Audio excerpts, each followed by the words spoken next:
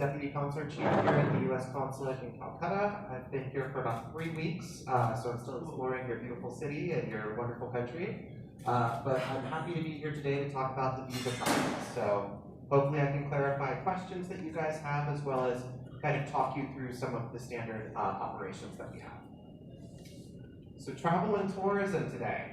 So I don't think it's a surprise. India is an exceedingly large country. You have, I think it's 1.3 billion people. 1.4 now. A few more babies since last time I checked. But you have a very large population. Obviously, you guys are one of the largest demand for US visas in the world.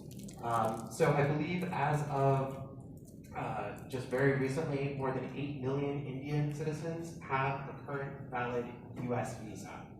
And of that, you guys are one of the largest sources of visitors to the United States in 2022. And it looks like you guys are set to even exceed those numbers in 2023 with over 1.4 million tourists. That's a very large number. And so as you guys can understand, for the consular section, we have a lot of demand and a lot of work. So we're usually very, very busy. But it just shows how important the ties between our countries are, with the family ties, work ties, economic, commercial, educational. India is such an important partner for the United States. So with that, visa processing. So 2023 is going to be a record-breaking year for us at the U.S. Embassy in Delhi, as well as all of the U.S. consulates throughout India. Right now, we are on track for just this 1 year to adjudicate over 1 million visa applications. That's an exceedingly large number, and between all of the consulates, the number of consuls that we have, you can just divvy it up and you can see that each of us are doing thousands and thousands and thousands every year. So it just goes to show how important the bilateral ties are. One more second. So India, you guys represent about a tenth of our global demand for visas, especially in categories of B1, B2, as well as, which is our standard business and tourism visa, as well as especially with H1Bs and Ls. Those are our more specific work type visas. You also are a very large percentage of our FM and J visas, and those are our students and our exchange visitors. So you guys are pretty big, just in all sectors. It's very important. And then just, this is one thing that we like to kind of quote, is that we've been setting records for monthly visa processing pretty much each year in a row. So in 2023, we're going to hit a record number, and I assume in 2024, we will continue on with that. Okay? So I think this is the slide that most of you guys are curious about. Okay, all right, let me hear it, I know. I get it, I do. Okay, so that's part of the reason why I'm here today. I'm here to not only kind of tell you a little bit about our processing, but I also need to set expectations with you guys. So we understand that you have applicants and customers that are looking, oh, I'd love to go visit family in the United States. Oh, I want to go study in the States. Oh, I have a business conference in the States. Right now, our wait time is quite large, okay? And I think everyone knows COVID hit everybody really, really hard. I think you guys saw it here in India with a lot of, services kind of having to shut down or very much change their operations due to COVID procedures. But we had to do those in the embassy and the consulate here in India as well. And it's kind of like, you're kind of digging yourself out of a hole. Like, there's still more demand going on, while also trying to get through the backlogs of what accumulated during those first 2 to 3 years of COVID. And we're doing really well, and we're hopefully going to continue to process through this, okay? But I do have to set expectations with you guys. Sometimes your applicants will be coming in, or your customers will be coming in asking for, well, can I get an appointment for tomorrow? Probably not. Right now, standard wait times, the one that I think you guys are really interested in is this B1, B2. That's our standard tourism and business kind of visa, okay? So the wait time that we have right now in the books is about 400 days, and that's obviously very large. We're doing everything we can to get through that, and we are working diligently every single day. Just come by the consulate, you'll see long lines outside every day. We're hoping that we can have some mechanisms, and I'll share that in a future slide in just a second, that we can hopefully start reducing that. So we are trying really hard, okay? Now B1, B2s, you know, we have to remember that we're competing also, we have demand also for work visas with H's and L's. We have demand from students with FM and J's. And then we also have demand in other petition-based visa categories. And so what we've tried to do is throughout the mission really make sure that we're harmonizing our operations between everybody so that we are collectively, as the US Embassy and as the US Consulate, collectively working to help reduce these wait times for Indian citizens, okay? So with that in mind, we have reduced our wait times quite large on the FM and J visas for the student and exchange visitors. Usually they're able to get appointments, and we actually specifically kind of hold a certain number of appointments available for those so that they can make their classes on time. We know how important that is. With the L's and H's, I don't have the wait time on here, but usually those are relatively short. And then with the workers, we're working on that as well, okay? Now, interview waiver, I do want to put up here too. I know that the wait time here says 150 days, okay? Again, we're looking at unique and innovative options for how we can kind of process through those faster. Again, on the first slide, we said 8 million Indian citizens have visas. When those visas expire, who do you think is going to renew them? Us. So what that means is we are going to have to kind of figure out ways to do that. So we are working to kind of decrease our interview waiver wait times as well. So we're going to be working diligently on that throughout the rest of 2023 and in 2024. It's one of the prime functions and motives.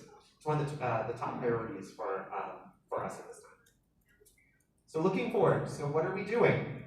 Has anyone got a chance to go by our new US consulate in Hyderabad by chance? Okay, so we have a new consulate there. It is exceedingly large, and so we're hoping that with additional capacity, we'll be able to, you know, with staffing and all of that, we'll be able to handle some more of the volume. Because again, we're not just thinking now, we have to think almost 10, 15, 20 years down the road, because we're still going to have to be processing these moving forward.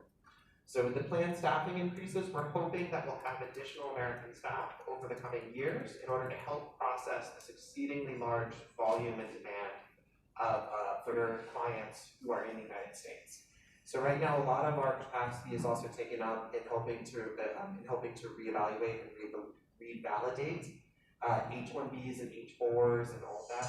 What we're hoping to do is to be able to move some of that to the domestic side so that people who are already in the United States with an H-1B visa can get their H-1B revalidated there, okay? That process is still kind of going through some of the work, so we're hoping to have that rolled out shortly.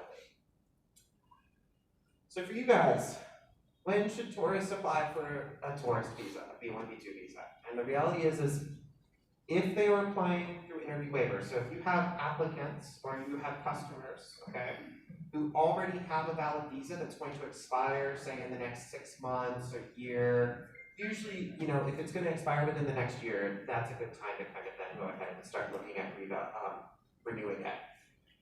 They can go through the interview waiver process, which essentially means that they drop off their documents at one of our visa facilities, okay?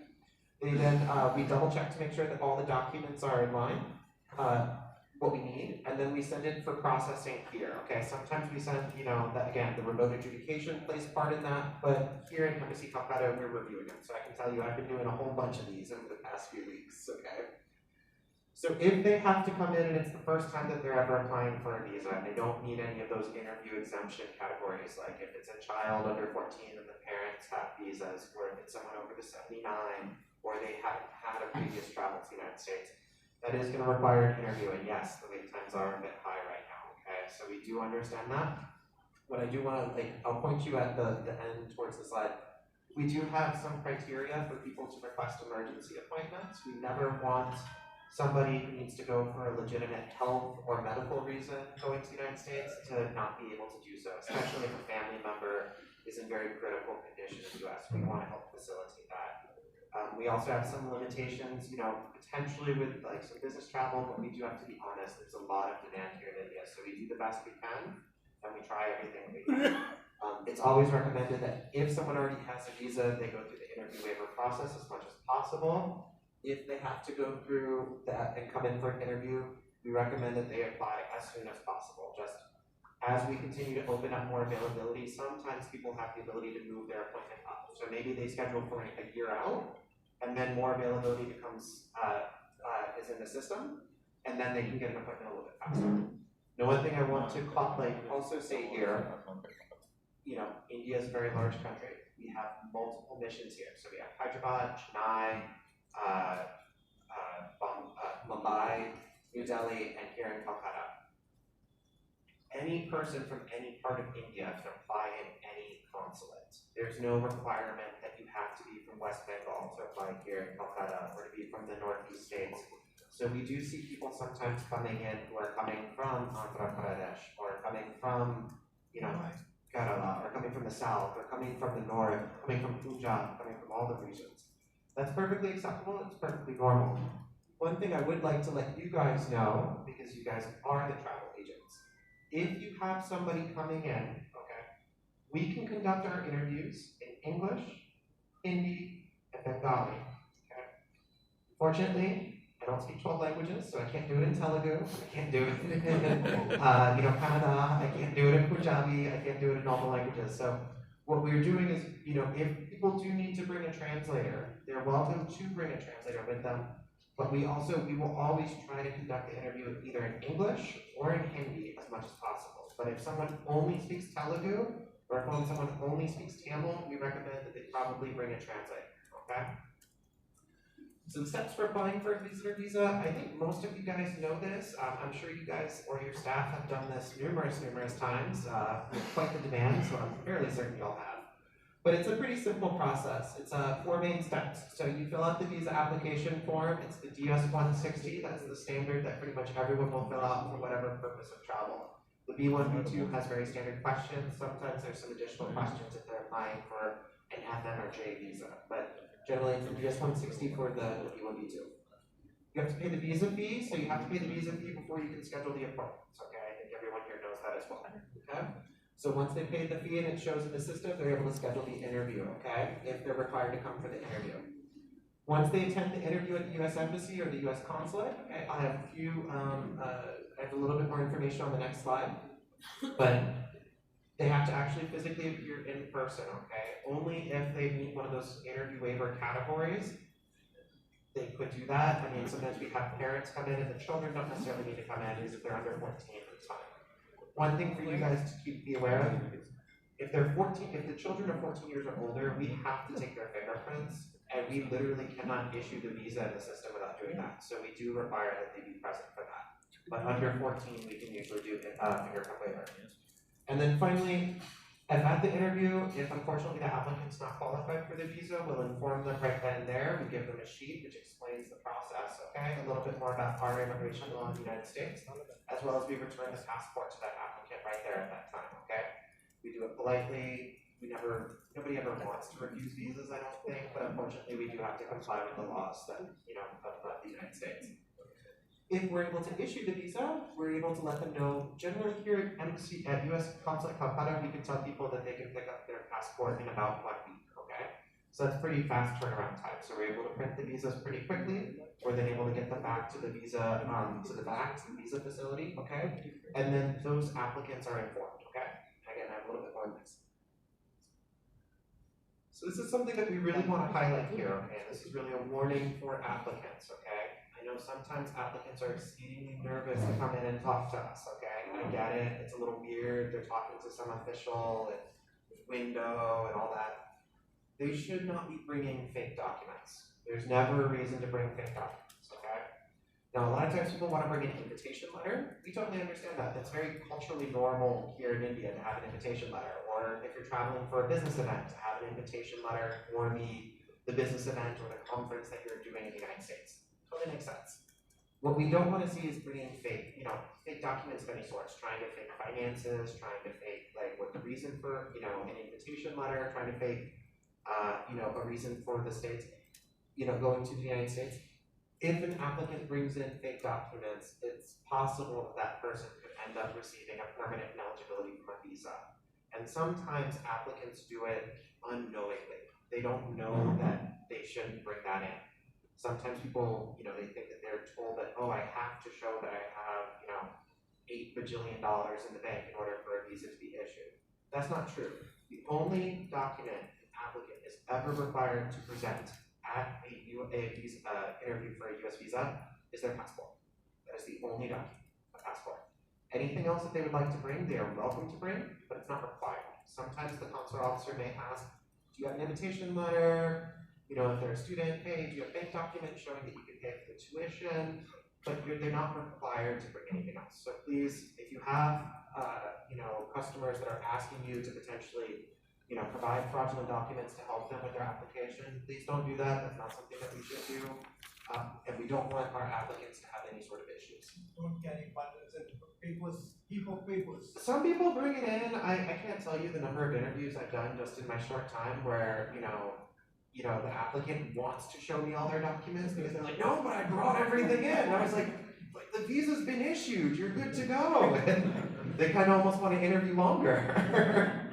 But no, it's not required to bring in anything. Probably maybe an invitation letter. If you're a student, probably some bank documents to show that you can pay for the tuition in the United States. But it's not required by any means, okay? Sorry, can I interrupt you? Suppose an officer asks for a document and the applicant is not carrying. Would you give a lot of time that he can come back after a couple of days with something? Generally, if it's a document that we absolutely need, like, the only time I can really see that is if it's like one of the school documents, like we really need to have it. What we would do is we would put it in administrative processing. It's called 221G. Essentially just means that we kind of hold the case, we freeze it for a little bit, and we give the applicant time to send that document into us so that we can then finish the adjudication on the case. We're not going to necessarily refuse the applicant outright if it's a document that we absolutely need to see. If we've come to a determination that potentially the applicant doesn't meet the qualifications for a tourist visa, we may let them know that they don't qualify at the window and let them on their way. But like I said before, again, no document is required other than the passport for a standard tourist visa. Okay? So can we assure an applicant that in case a document is required, the US consulate will give them an opportunity to produce it? The best thing that an applicant can say is, you know what, I don't have that document with me, but I would be more than happy to send it to you electronically. And then that way it's something that we could, if the consular officer really feels that they need it, then it's something that they can request. But again, it's all dependent on what the consular officer requires. Sometimes people try to push documents at us and we're like, no. No, that's exactly my question. The reason I'm asking repeatedly on the same subject is a lot of applicants do insist, oh, what other documents do I need to carry? What other documents I need to carry?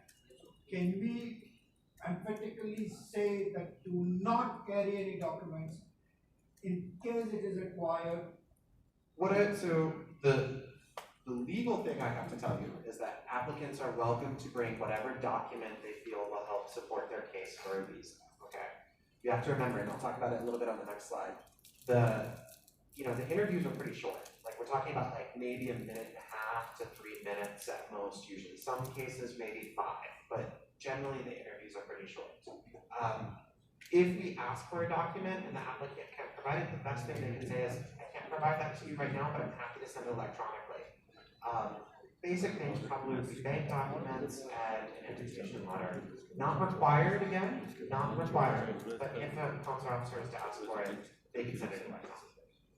I come from Bombay, so that is where in the past when I've interacted with the US officials, I've been told categorically that the US visa is more interview based than document based.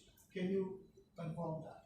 So that's generally what we do, is we use the interview as our mechanism for it. So, other countries have different mechanisms for doing the visa category. I think, like the UK and Canada tend to be very document heavy in regards to how they do their adjudications. The US, we tend to base it more on interviews. Now, I can't tell you 100% yes, no, this document yes, this document no. It all depends on the applicant. What we always say, applicants are welcome to bring any additional documents they wish to bring that can help support their case for a US visa. However, the officer may not ask for it, okay? And also if they don't have it, they could always just say, I'll send it to you electronically. We don't ever want to see fraudulent documents or fake documents. Does that answer your question, sir? Thank you. Okay. We do a lot with interviews, okay? The interview is key, okay? So qualifying for a B1, B2 visa, okay? This is also probably a big reason why you guys are here, because I know that there's a lot of, a lot of people have ideas on exactly what they need to do, what they should bring, how to do this whole process. The number one thing we want to see is the applicant going to depart the United States when they're supposed to depart the United States? Is the applicant going to go for the purpose of travel that they say is their purpose of travel? Is the applicant going to comply with the terms of the visa category that they are doing, including not engaging in any unauthorized employment? Okay, that's the biggest thing, okay? Now, and they have a credible plan to pay for their intended travel, okay? I think we all know that tickets are expensive, so, with inflation and everything that's been going on around the globe, we have a standard idea of exactly how much it would cost to go to the United States for a tourism trip, okay? We also know that a lot of people have family and friends in the United States that will help kind of subsidize some of those expenses. That's why the interview is really important. It's for us to get a sense of exactly how is this person paying for this travel? Does it seem like they're going for the correct reason, okay? And is it in line with the visa category that they're applying for, okay? So unfortunately, we do have to refuse visas from time to time because for whatever reason, the applicant hasn't demonstrated they meet those qualifications, okay? And again, nobody loves refusing visas. It's not a fun thing to do, but it is a requirement that they have to do it from time to time. And we usually will explain, we don't give specifics, but what we do is we give the letter explaining US immigration law, and we kindly let the applicant know that they can always reapply again for a tourist visa. It's never, one refusal is never permanent. They can come in next week, they can come in a year, they can come in 5 years. They're welcome to reapply for a visa again, okay? So like I was saying, interview's gonna be really brief, okay? We're normally doing those in about 1.5 to 3 minutes, normally, okay? And we do our best to try to be as efficient as possible at the window so we're getting the information that we require, okay? Sometimes we'll be taking fingerprints of applicants and asking them questions at the same time. Sometimes we're asking questions, something specifically in their application might be a little weird, or, we just kind of want to understand. It's we know that there are lots and lots of Indian citizens working in the United States that have family here in India that want to go visit them. That makes sense. We have good biryani restaurants in the United States, but no one makes biryani as good as your mom, right? Yeah. So yeah, it makes sense why you want your mom and your dad to come see you in the States, to come spend time with you, to come see grandchildren in the States. All of that makes sense. So we'll ask the questions that we need, and then once we've gotten the information, we'll make the adjudication. Sometimes we'll request additional documentation, we might ask for an invitation letter. Maybe we don't. Maybe it's if I can see that you've traveled a bajillion places and you tell me that you are an international sales manager, that lines up. It really depends upon the officer and just depending upon what the purpose of travel to the United States is, okay? So again, I hate to be the person that says one size doesn't fit all, but one size doesn't fit all. All right. So this is just some of the terminology for you guys. I think that you've seen it before. We see it when we review the applications, the DS-160s, okay? So a 214B, that's the legal definition. It's the part of the Immigration and Nationality Act that's the reasoning for a refusal for a standard B1, B2 visa, potentially an FMNJ visa, like a student visa. Essentially, it means that the person has not demonstrated that they have sufficient ties to return back to their country of origin after the conclusion of their program or intended travel, okay? Obviously, we do have people that overstay their limits in the United States relatively regularly, so this is a part of the law that we use in order to comply. Once again, a 214B refusal is never a permanent ineligibility, okay? You can always come back, that applicant can always come back and reapply again in the future, okay? They'll have to demonstrate that they have pretty solid ties, and so maybe, that's when they might say, hey, please take a look at these documents, or please something. But for the most part, they really shouldn't, it's not a permanent eligibility, okay? 221G it's essentially administrative processing. What it means is we freeze your case for a little bit to give you time to essentially either send in additional documentation, or it's because we have to do some procedure on our side that takes a little bit of time, okay? Generally, with this situation, the applicant will be informed exactly what they need to do. Sometimes they don't need to do anything, they just need to wait, okay? But we have a standard sheet that we'll provide to the applicant that tells them essentially what to expect and potentially how long it may take, okay? And then finally, approved. So if we tell your clients, hey, your visa's been approved, interview's done. We don't need to keep talking. As much as they're lovely people and I'm excited to hear about their plans in Tennessee, their visa's been issued. So they're welcome to then leave the consulate, okay? And their passports are gonna arrive to them within about 5 business days, okay? Usually within 1 week, okay? Especially if they're picking up here at the visa center here in Calcutta, okay? So an approval, that should be a reason for a smile, and then they're gonna get their passport in about a week, okay? So they should not, please don't have people come in and then ask for us to print the visa the exact same day and say, you know what, I have a ticket to the States at 3 o'clock this afternoon. I'm gonna say, you are going to reschedule your flight, because we do need a little bit of time in order to print the visa, get it back. Again, we're dealing with thousands and thousands and thousands of applications per year. So as much as possible, what we like to do is to go through our standard operating procedures so that we send stuff back to the visa facility and that they get it back to the applicants, okay? So how does the passport delivery work? It's pretty simple. So essentially once we've issued it, okay, so we print the visa, we then stack up all of our visas, we send it to the visa facility, okay? And then the applicants will receive either a message, a text message, or an email, sometimes both, okay? But their passport is ready for pickup, okay? Now applicants can either choose to pick up their visa at the visa center, or some of them pay for it to be sent via courier. We have quite a few visa pickup facilities throughout India, so in addition to Calcutta, I think we also have we have Assam and a couple other places if I'm not mistaken. So it gives our applicants as much flexibility with where they can pick up their visas and such. We do try to make it so that we have geographical coverage. Passports and documents are delivered, so 33 document pickup locations throughout India, so that's quite a bit. And it also, they do that with the visa center. So we don't actually control anything with the pass back for the visas. That's all done with the visa center. We work with them very closely, but really if an applicant a client of yours has a question about how they're gonna get their passport back, please direct them to the visa center so that they can get the correct information, okay? We're not gonna, at the consulate, we're not gonna be able to help them, and we'll probably just give them an email saying, hey, please reach out to the visa center, and they'll be able to assist. Some people can request, their passport to be delivered to their doorstep for, some additional fee, which is actually, it's a really nice service, especially if any of your clients are very busy.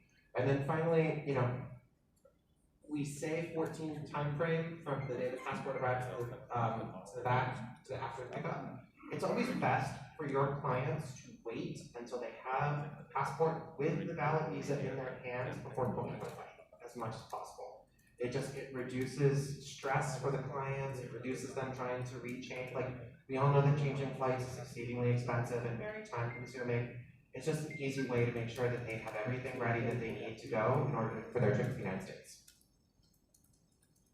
We include this just because you guys being travel agents, sometimes you do interact with American citizens, whether they're here on tourism. I know that you offer packages to help Indian citizens going to the United States, but you may also be offering, packages for American citizens and other foreigners who are here in India enjoying the beauty of, this country.